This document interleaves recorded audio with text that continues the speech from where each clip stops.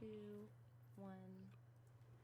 What's up, good people? Welcome to episode 2. Tony Brooks, what's up? Man, I can't call it. You know, it's been a long week, but Wait a minute, it's Tuesday. it's been a long week. When did your week start? Friday. Oh, your week starts Friday. Yeah. Okay, so then, you're on hump day. Yeah, Friday or is like Thursday. a double for me. It's like regular job and then nightlife job. Okay. So that happens on Fridays. You're and right. then it just keeps going. You know, it's like nonstop. I'm off on Sunday and Monday. So those are like my relax / party if you want to, maybe 20, 48 hours straight. Oh You know, so my it's been a long gosh. week already. See, that's one of those other polar opposites of us. And we already told y'all last episode that we are like day and night. This is another opposite. Tony Brooks can be out all night. Yeah. And Megan will invite you over for a cookout at 6 p.m. and then cancel it at 6:15. Like we're going to bed. I'm sleepy. Absolutely. I have been victim of that. Yes. Oh my. So we do have a gosh. guest in the studio with us today. Yes. And Shannon, would you like to say hello to the good people? Hey, everyone. Hey, good people. Hey, Tony. Hey, Meg. Thanks for having me. I appreciate you. Yes. Well, thank you for stopping in. Yes. Yes. All right. So we're going to jump right into one of our added segments to the show. We're going to call this one This and That. Yeah, I like that. Okay. Well, Go we're for going to fly off the handle. Shannon, I got some questions for you. All Okay. right. You didn't sneak a peek, though, I right? promise you, this is all freestyle. Off the dome. Okay. Off the dome. Okay. Coming at you. Pray for me. So, the lovely Meg Watt is the creator of these questions. FYI. Now, I wanted to come up with some stuff that is pertaining to mental health in some way, shape, or form. Absolutely. And we need to, because we didn't really do any type of intro for Shannon, but I have known Shannon for over 10 years, and she actually was one of my softball idols growing up. So she is an athlete, a legend. We're all three athletes in this house. Yes, So it's a definitely. good deal. But she is just like a dope chick. And we're going to have people on the show ranging from Tony Brooks level, been to 2 therapy sessions, all the way up to 4 years in the game. 4 years in the Okay. game. Shannon got 4 years in the mental health game. Still She gonna going. keep Got one pulling my tomorrow. card. No, but that's what we want. We want different perspectives. We want everybody to just come to the table and share a conversation, a raw conversation. So Yes. go ahead, Tony Brooks. I want you, Okay. because I know how she's going to answer some of these questions, but Oh, I just man. want to know. I mean, based You're on her. cheating. No, I'm not cheating. Okay, go. I need you go to ahead, have a Shannon. natural reaction. You have Listen, to think of questions Tony that Brooks, you don't know the I don't answers even to. know how I'm going to answer these questions. I don't even know how she going to know. Okay, so the first one is, would you rather marry poor with a connection or marry rich and work on the connection? Okay, Meg, you might know me. I think connection builds wealth, so I believe marrying poor is not always a bad thing. I think I would go on the scale of connection first. Definitely for me. Yeah. However, I don't claim poor. So, Okay. but Okay. hypothetically speaking, Oh, sounds good. I will definitely say marry poor with a connection, because connection definitely will bring wealth. Wow. Oh, I like Connection will bring wealth. Tony Brooks, you need to answer too, by the way. Ooh, I want to I know gotta what you. answer it I just too? want to know. that. Well, y'all not just let gonna put me on the read spot. the question again. It's like, no, hold on, somebody read it to me. Okay. The question is, Would you rather? No. would you rather marry poor and have a connection, like you connect with this guy or girl, or Wait, would you how- rather? okay, go ahead. Did I just become bisexual all of a sudden? Absolutely. What you I say think now, she Chuck? threw that. I am not calling you anything. You were I am reading being something, but you stopped. LGBTQIA plus inclusive. That's what I'm doing. I just okay, want to you're make sure including- everyone. Okay, absolutely. I Okay. understand. Would you rather marry poor with a connection or marry rich and build on the connection? So I don't really have a gray area in my life. So it's going to be either one or the other. I will say that I'm a nurturer and I'm a supporter. I'm a builder. You know, so if you don't have everything and you have motivation to develop or achieve everything, Absolutely. then we can do it together. Sure. I'll help you get to the end game. Yeah. If Meek Mill knock at the door, though, I'm gone. Okay.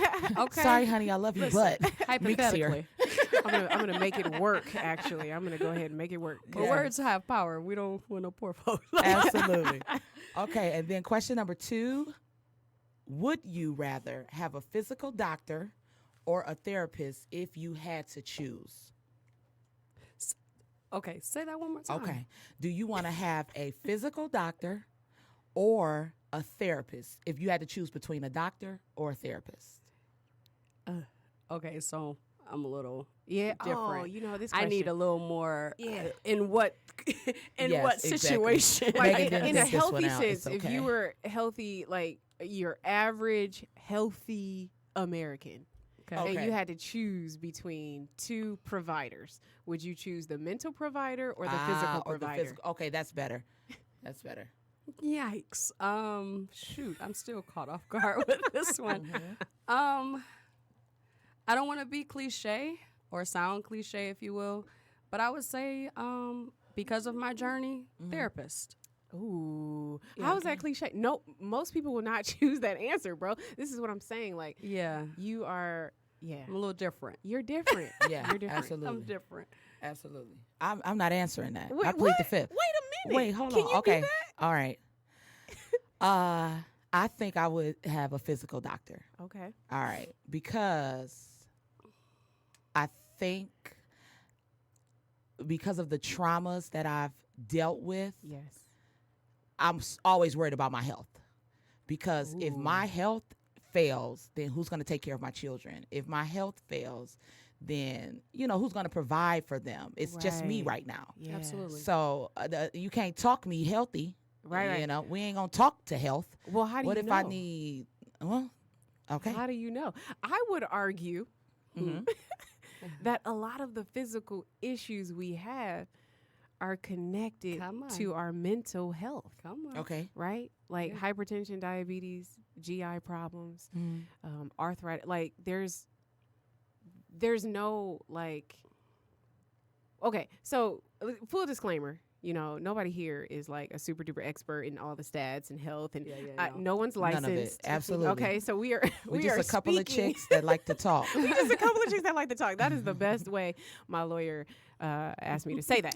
So, but what I'm saying is, I would argue that a lot of the stuff we feel physically is due to our mental, like due to our brains. So I would choose a therapist too, because affirmations are real.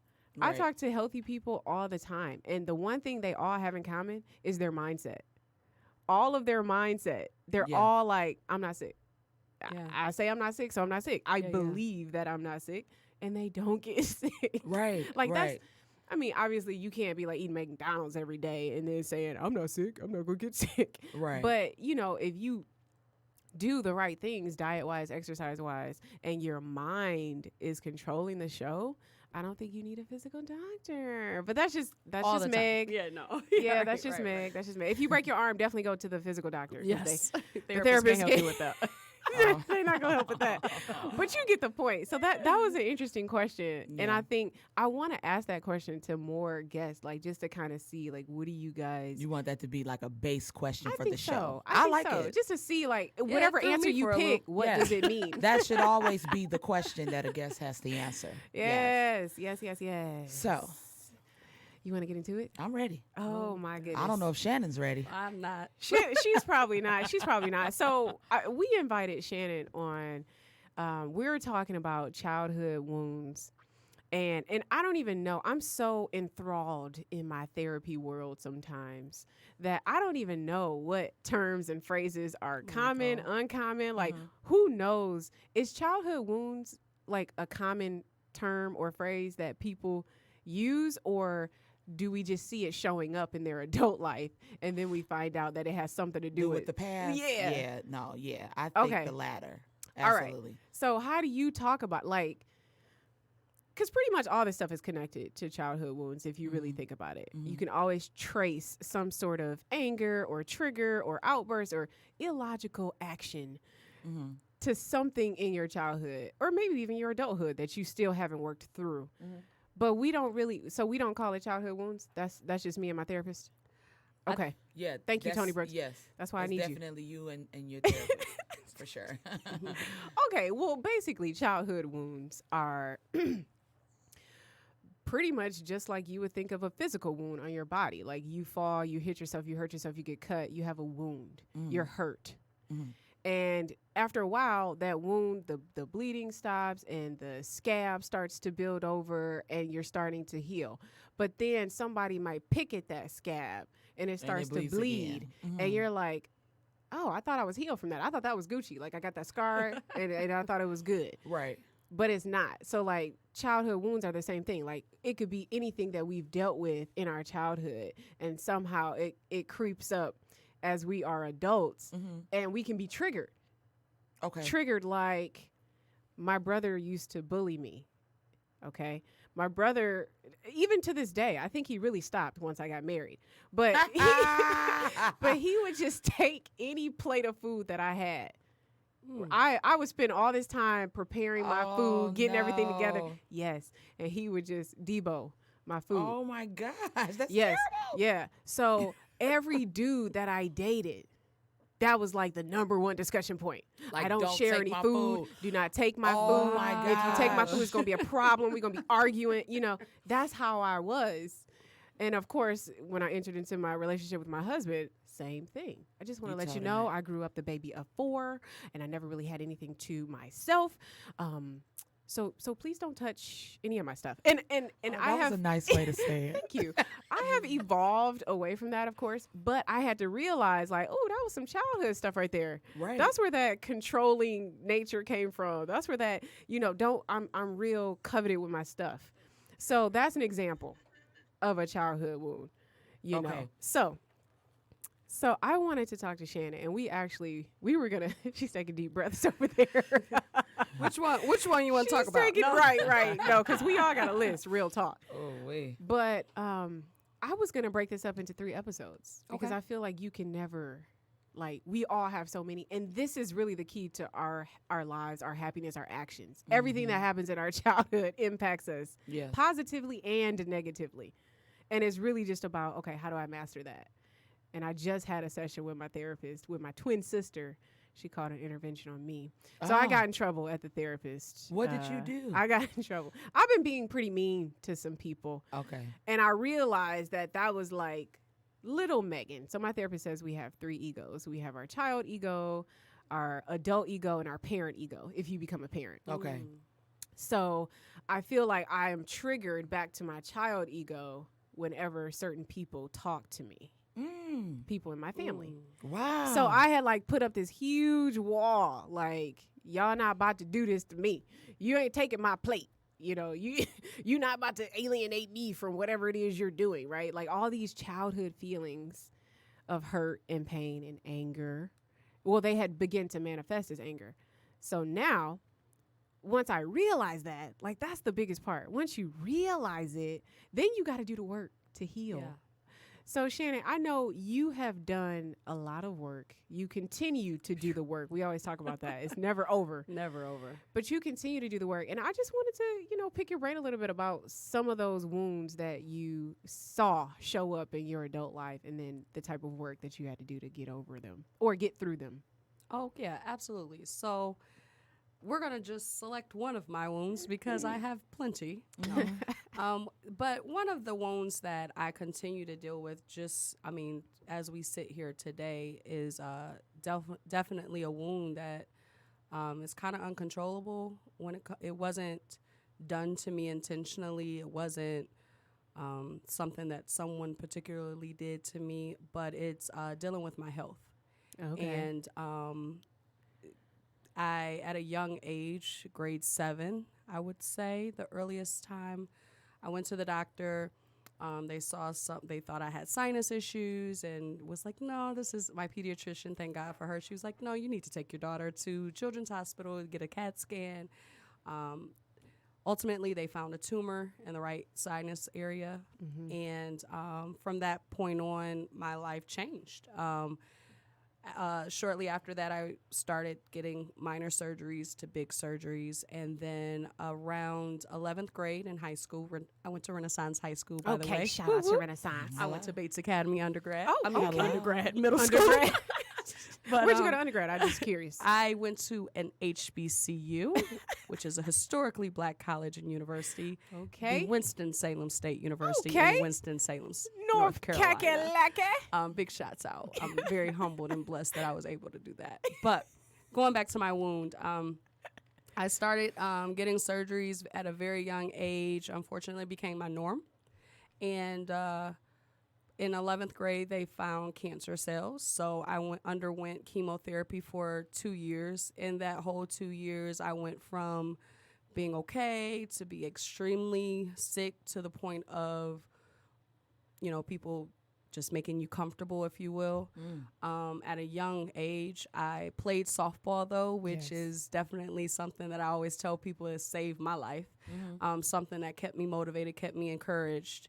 And she's a beast. Okay, we Okay, must Megan. say that. She is a beast. Thank you. I couldn't believe she had cancer, too. Yeah. Wow. So, I mean, I was Dog. even in school that I just, at that time we could wear wraps with a bun in the back. You remember Okay, the little wrap Yeah, that we yeah. would wear, or my hat to the back. And I was a catcher on the softball field. And so I had my helmet on. So a lot of people really didn't know that I was going through this. It was something that I very much so silenced until I got sick and I had to quote unquote drop out of high school for some time. So I was homeschooled in the hospital, Children's Hospital of Michigan. It's amazing. Shout out to them too. All right, y'all. But definitely survived that because my God is good. My family is all amazing. Always had a great support team and people around me, even when I felt like I didn't have anybody. Because when you go through stuff, you feel real lonely. You feel like it's only you in the room. Exactly. But I had an amazing support, loving family, loving friends, loving teammates. As we survived that, right? So I went on to college, tested out of school, 11th grade, 12th grade year, was able to graduate, walk across the stage with my class, was blessed with that. So the wound came. I'm coming around to it, y'all. Stay I with hear me. it. No. So This is good. Take your time. I went to school on a partial scholarship, obtained a full scholarship when I was there my freshman year. Followed the footsteps of my older sister, Heather Davis. Shout out. Shout out. She was the amazing Another pitcher. beast. I was the pitcher. She was the pitcher. I was the catcher. Another beast. And as we went on to college, had an amazing college experience, grew closer to friends and family, even God intentionally placed in my life that are not blood. I thank God for them. Then graduated, went into the career field. Once again, boom, the same tumor, same situation, took me out of work because of now chronic pain. Okay. So the same tumor that I went through things at childhood, still I'm dealing with today. So the wound, I would say, I know it sounds weird, but I'm always in survivor mode. Okay. I'm always in survivor mode. Yeah. It's something that I programmed myself at an early age because even though I had amazing parents, Right. they also were parents that we're gonna just deal with it, keep going. We don't have time to sit. You still bring home A's. You still be the best on the softball field. You still have to, show up and show out every time you step into a room, every time you step on a field. Yeah. So mentally, I believe that has a lot of positivity to it. However, as an adult, and as I've gone through 3 different career changes, taken out of them because of my health, not something I'm able to control, I'm still in survivor mode. So even when my relationships come, a man comes along, I'm like, I don't have time for craziness. I have walls. I'm in survivor mode. I have to keep going because I don't know if tomorrow's my last day. So I'm gonna have to fulfill this day in survivor mode. So I'm very hard on myself. I think that wound has created a lot of different deeper levels as far as good and not so cute I was things gonna about say, me. do you think that those walls that you have are hindering some absolutely. relationships that you encounter? Absolutely. Yeah. Absolutely. I think that I do well with loving my friends and family, I believe.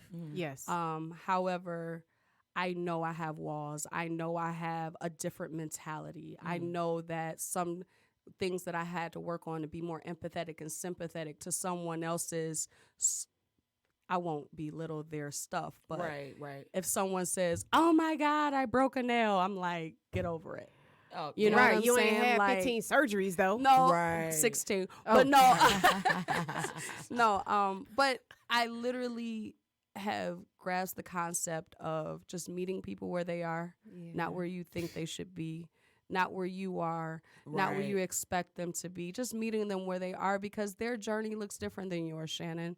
You know, so you don't always have to be on all the time. Yeah. You don't always have to be on because I'm Perfectionist. fearful of not being here, not physically being here, and Right. this is something that I'm still surviving through on a day-to-day basis. So I really do believe my childhood wound is crazy to say, but survivor mode all the time. I like that. Yeah. That was good stuff. Survivor mode. Hope I didn't talk too long. No. You gotta tell I the didn't want- story I so wanted they to can give- they give can a understand whole- what's yeah. going on. Yeah. They can't see yeah. us, so we need to I'm communicate curious, it like verbally.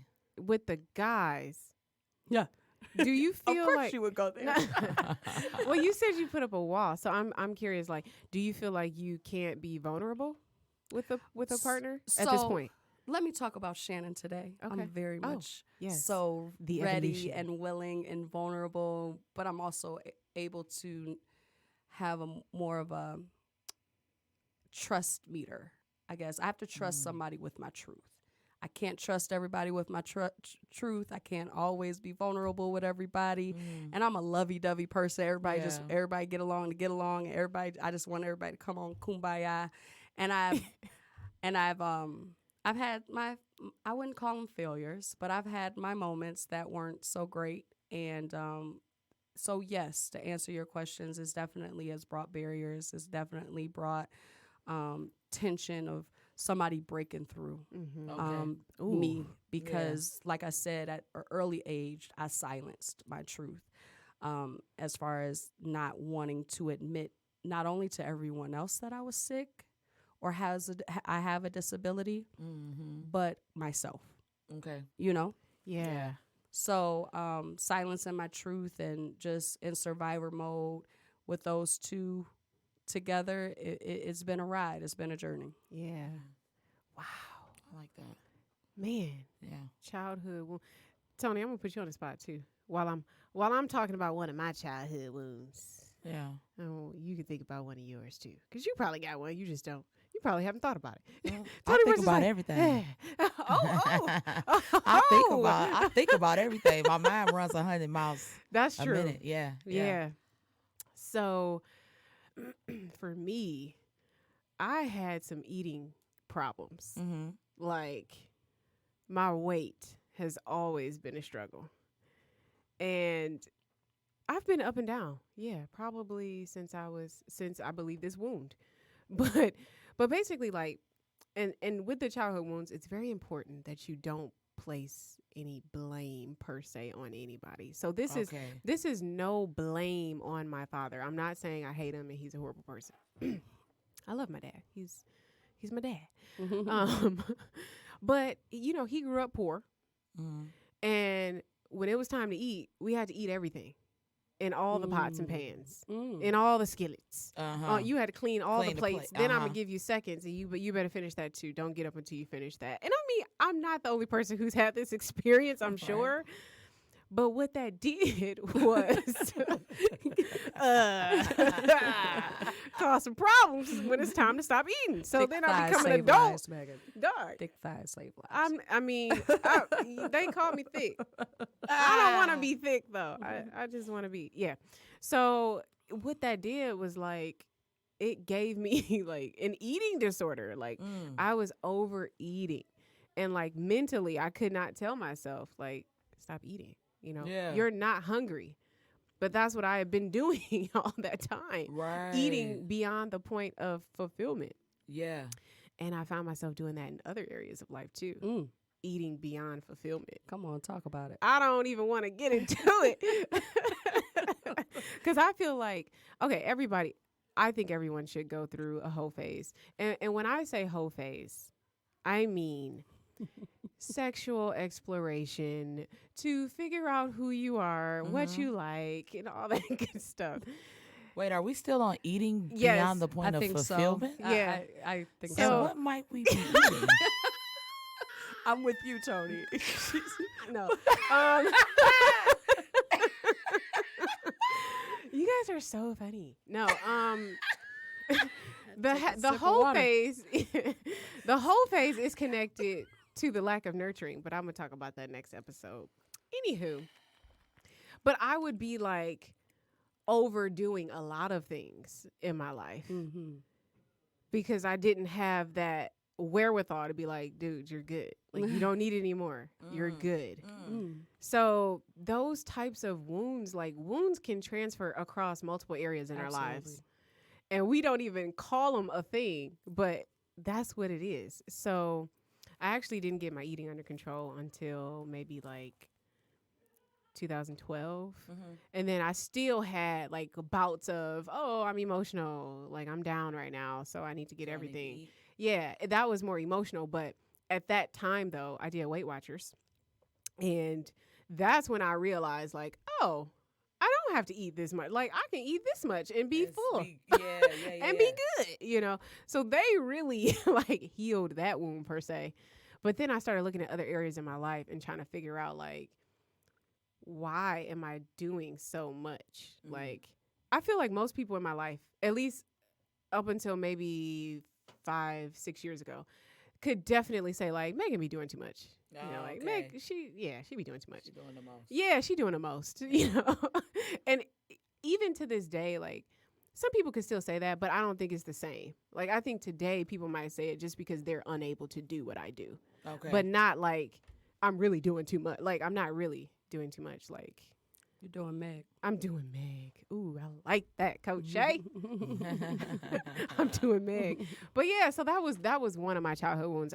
We are running out of time, so I don't want to talk about two more. But 2 more. Or 5. I don't want to talk about Wow. 2 more. Too many This more. episode's going to drag out, people.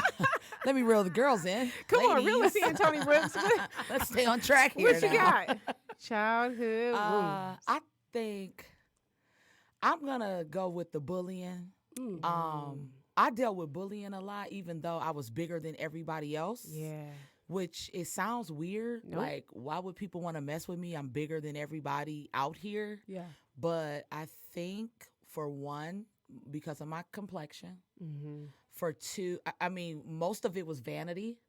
And then also, I was okay with all of the boys or the men, even now today.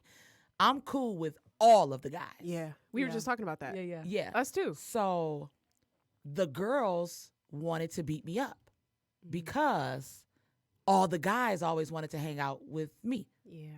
and we're just playing basketball. Right. I mean, learn how to hoop, and maybe Right. they want to hang out with you too. In that order. Yeah. So I ran a lot, I ran a lot.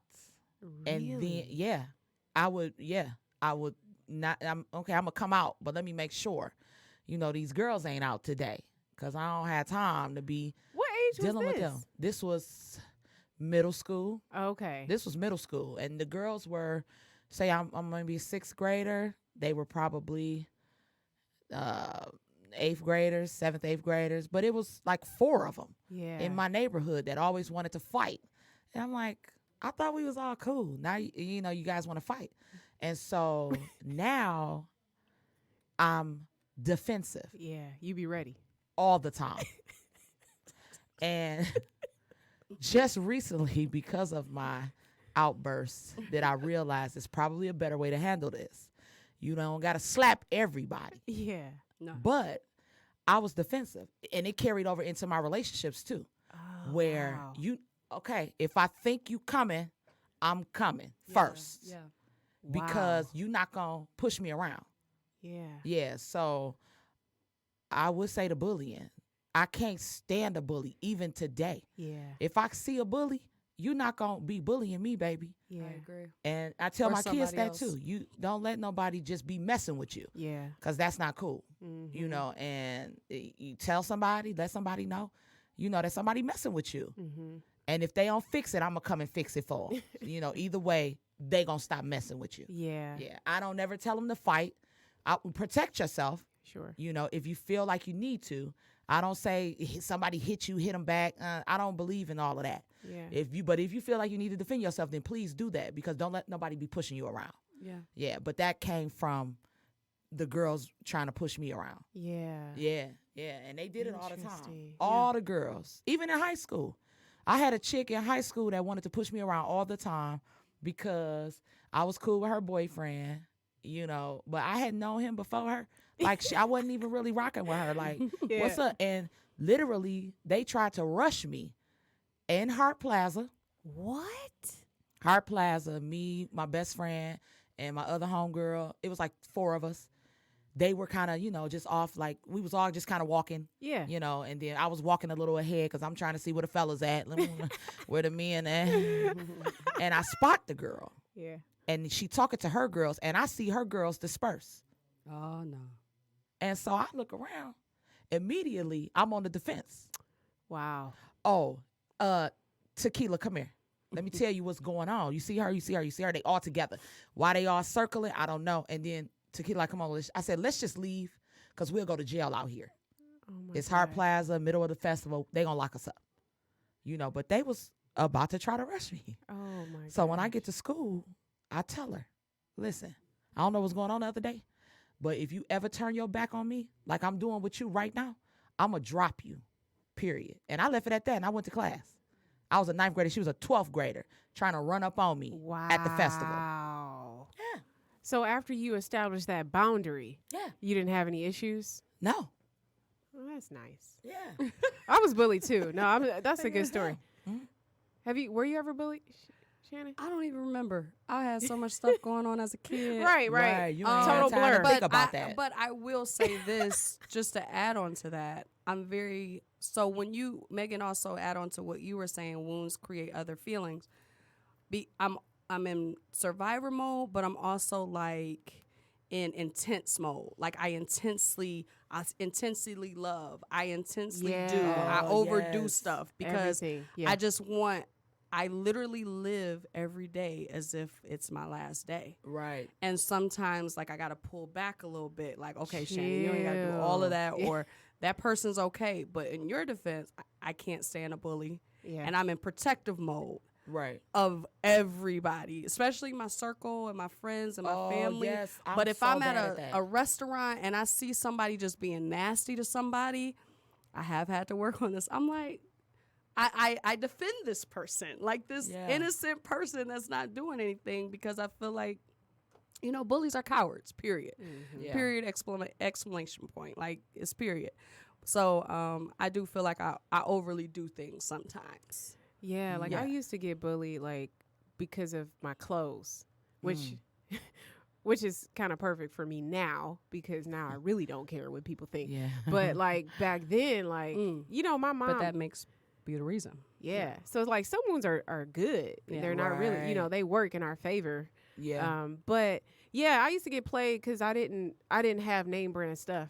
Mm-hmm. Like I remember, but I still was cool though. So like I had these shoes that were supposed to be Fila's, but they just had like an equal sign. Like it would be like an equal sign on my shoes That's all right, Lord. from Payless.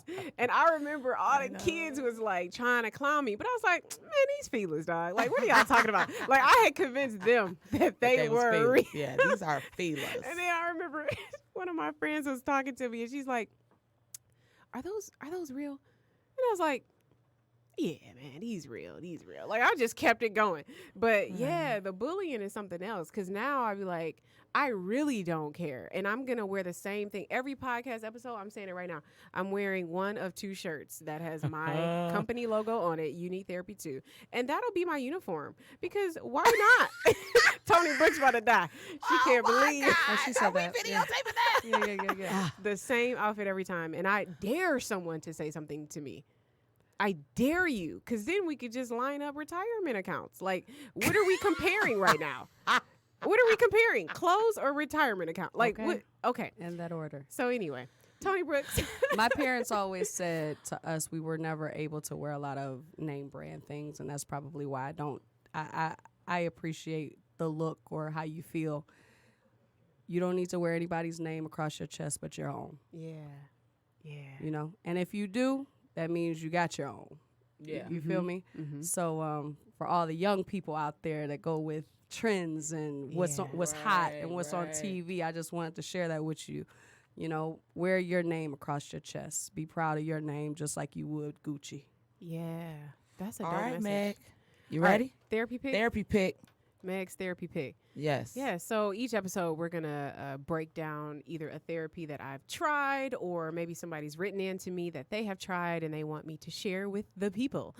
So this week's therapy pick is pretty simple, and it's music therapy. Oh, yes. I knew Tony Brooks would really love this. I love that.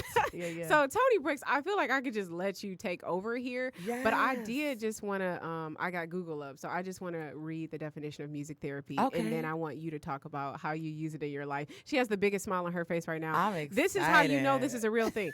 So music therapy is used for many different issues, from stress relief to mental, emotional, and behavioral problems.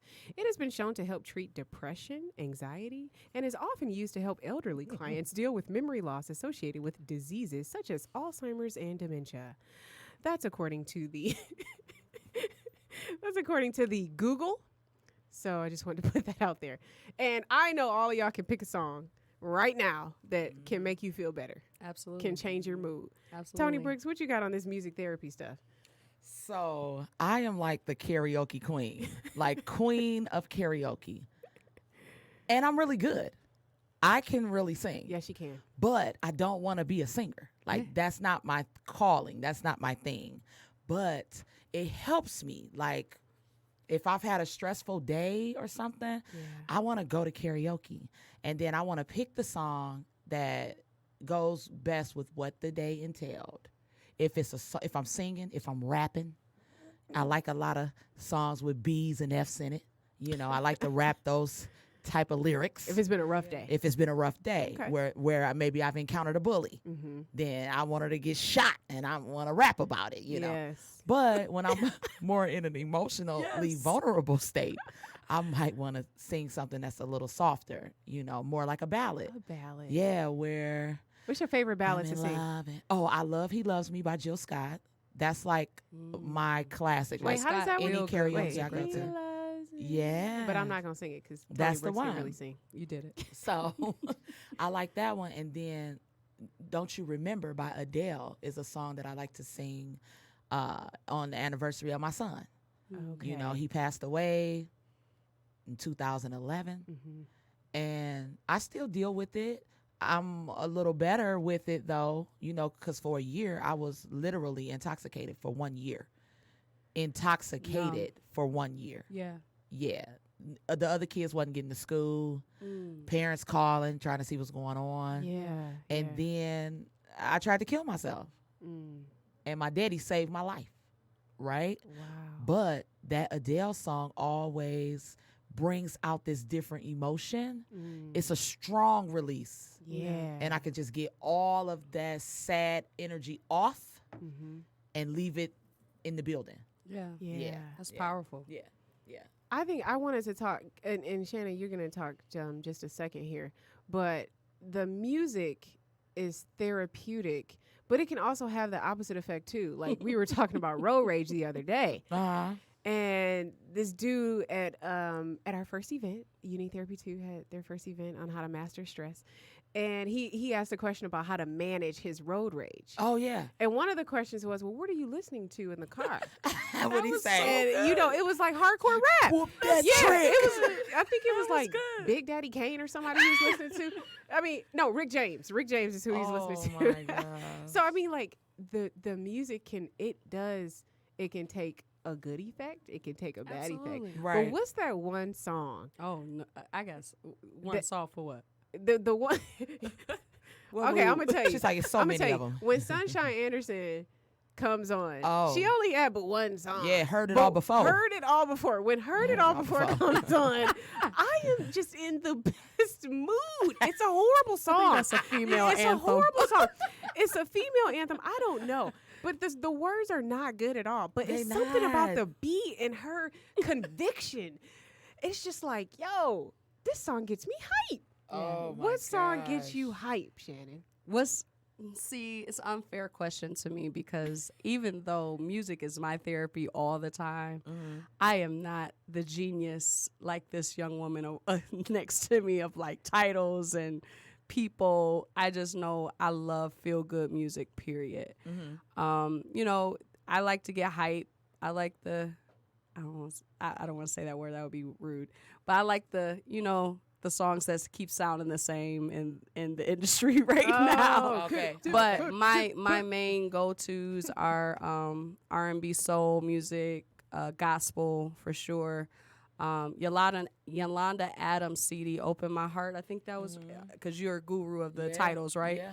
That was a song that I listened to every single day I went through chemo, and that was a 2-year bout. I listened to that song That's a good song. every single day. So going back to, those feel goods, if I heard it today, it brings up emotion, it brings up victory, it brings up, sadness, it brings up happiness, it brings up joy, and it brings up what I internally center my life around. So that is one that stands out. But other than that, I love feel good music in any type of feeling. Feel good. Before I let go. Yes, Jill That's Scott. a feel good joint right there. That's I like a good Jill one. Scott, like all that kind of stuff. Okay. So, relationship goals, Tony Brooks. Well, so let's just try to keep it with the childhood wounds. I would say a lot of times you want to try to not put your negative energy off on your significant other or the person that you're communicating with, the person that you're around regularly or not regularly, because a lot of times you don't know what that person is going through too. That person could be having a bad day as well. So I think that you might just want to greet people with a smile, even though you're having a bad day. You don't know where people've been. You don't know where they are, and you don't know where they're going. Yes. So just try it. Yeah, try it. It works. I'm telling you. I'm telling you. I smile at everybody, and forever I didn't like my smile. Too many gums, gaps in my teeth. I wasn't comfortable with it. Yeah. But after you smile so much, you got such a nice smile, and then I'm smiling at everybody now. Absolutely. Yeah. So I think you want to try to greet people with a smile this week if you can. Nice. Okay. So what we got going on next episode, Meg? Next episode, let's do part 2 with childhood wounds. There's a couple other things that I know you can relate to some of these relationship goals. Absolutely. And Shannon's going to come back. You're going to come back, right? Absolutely. Thanks for having me. You want to leave your handle for them, Yeah, Shannon? where can they find you? Oh, here. No. I am transitioning into life coaching and motivational speaking. I hate saying speaking because I don't want anybody to feel like I'm speaking at them. I want people to speak with me. Sure. But right now, my IG, I'm really not good with social media right now, but I'm going to get better. Okay, next But episode, yeah, Shannon. yeah, Don't worry yeah. about it. We'll get it together. We're going to get better. But Yeah. Well, okay. I go by Coach Shay. Okay. All right. Coach All Shay. right. Well, until next time, folks, thank you guys so much for listening. I'm Meg Watt. And I'm Detroit's bad girl, Tony Brooks. Peace.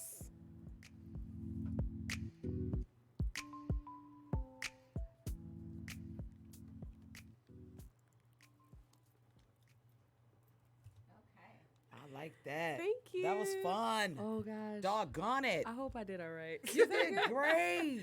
Okay. That was Thank you great. so I was trying to much. wrap everything up.